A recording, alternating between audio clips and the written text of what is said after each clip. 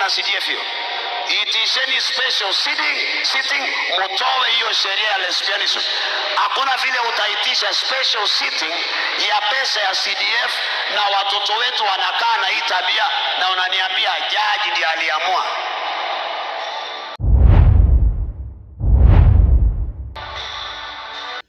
Dear viewers, welcome back to the analysis of YOLENO TV. I'm glad you're well from wherever you're watching this channel.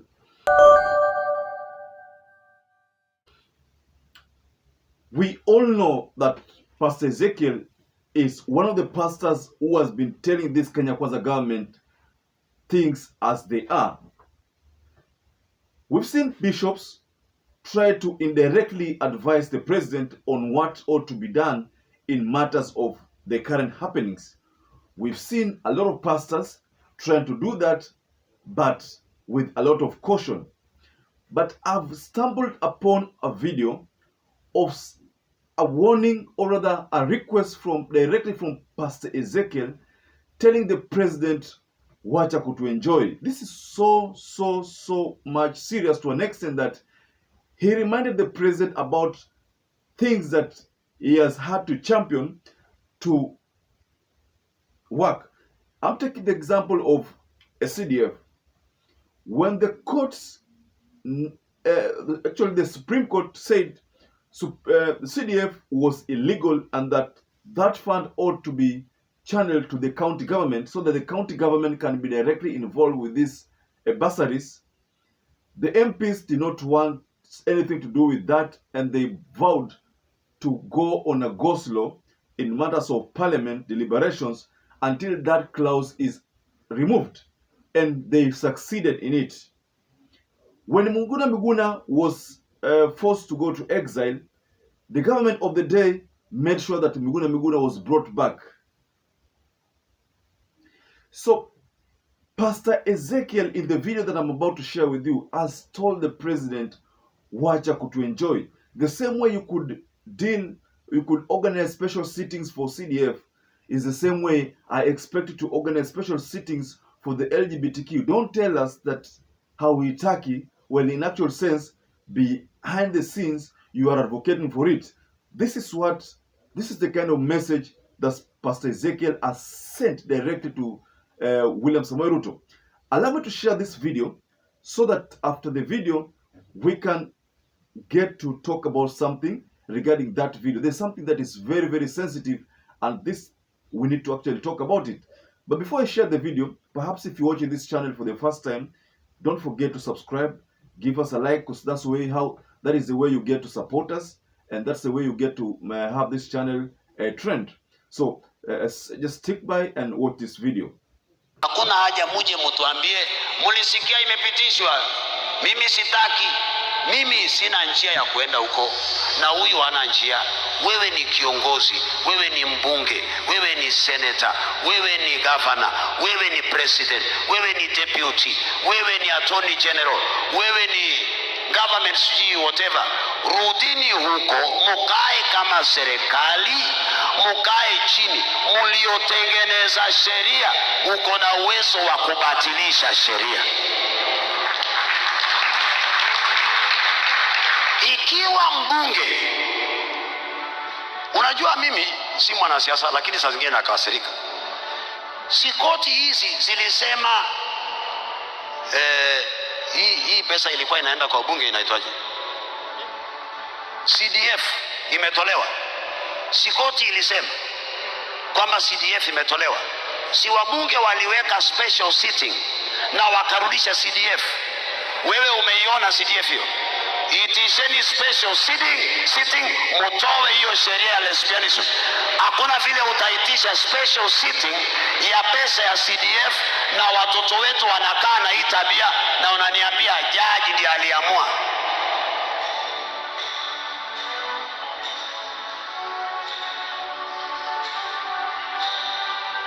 Rais wangu alisema wajinga wameisha Kenya. Kaeni, hamwezi kuja tena kutupigia kelele huku. Sisi tumekataa. Kama umekataa, si uende bunge ubadilishe hiyo kitu. Ile ya CDF ulibadilisha. Kesi zote za viongozi ambao wamekuwa cabinet secretaries zilifutwa na siku ngapi? Mpaka wakawa cabinet secretaries. Hii ya watoto wetu kuwa lesbian unakuja kuniambia nimekataa? Usiniambie. Kile ulichofanya mkarudisha CDF, fanyeni mtoe hiyo lesbianism. Hiyo ni kunichezea akili.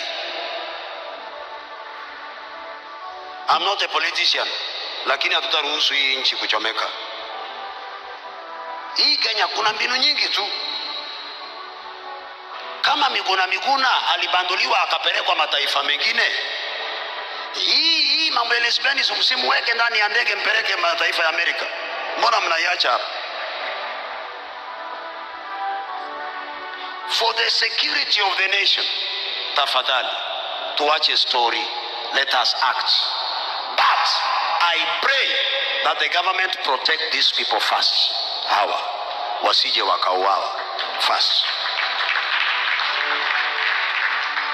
So from the video, it is very much clear from what Pastor Ezekiel has said that serikali inachezea wa Kenya ule mchezo unaitwa ping pong. Why do I think that this is kind of ping pong? It's very simple.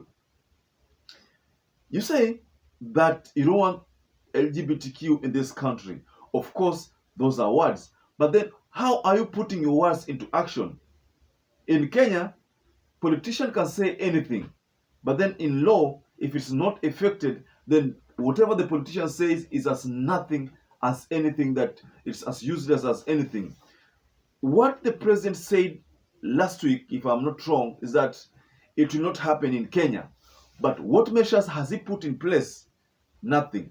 Zero measures. So what this means is that if I take you back to the issue of Museveni, I always like to use Museveni, because Museveni is one of those leaders who have come out publicly to say that no, it will not happen, and gone to an extent of signing a bill that brought into place the anti-gay bill.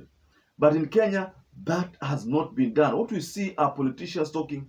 In fact, the Kenya politicians have been saying no, no, no, no. But what are they doing to support their no? That is what Pastor Ezekiel has come out clear to state, that mnatuchezea. The same vigor you used to bring back CDF, the same vigor you used to bring back Miguna, is the same vigor you should use to take this LGBTQ, put it in the aeroplane, take it back to where it came from. And where did it come from? The US. A friend of mine asked me something, and this question that he posed to me made a lot of sense. He asked me, how comes most of the time when you see these gay marriages, it's always the white marrying a black? It's very rare for you to see a black marry a white. So why is it the case?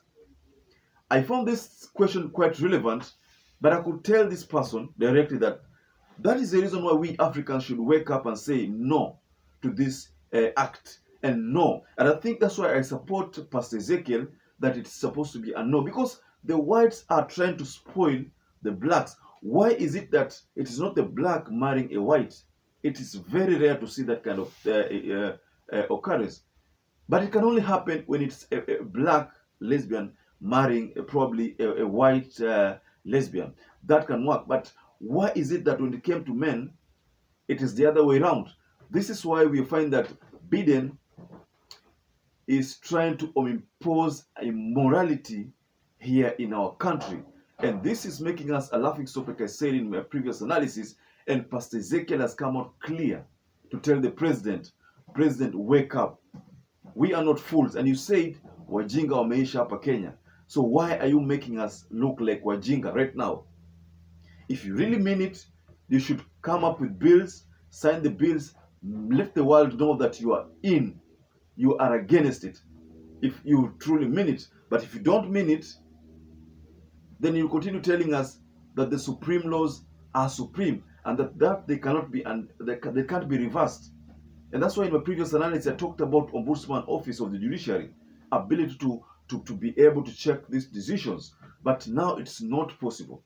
So that's why I'm saying Pastor Ezekiel's word, I think, resonates well with majority of Kenyans, and that message should go to the president directly, that you if you really mean it, then do by action, not do by just saying words. Words only cannot help us. At this moment, what we want is actions. The same vigor you used to bring back CDF is the same vigor you should use to carry this LGBTQ, take it back to the US.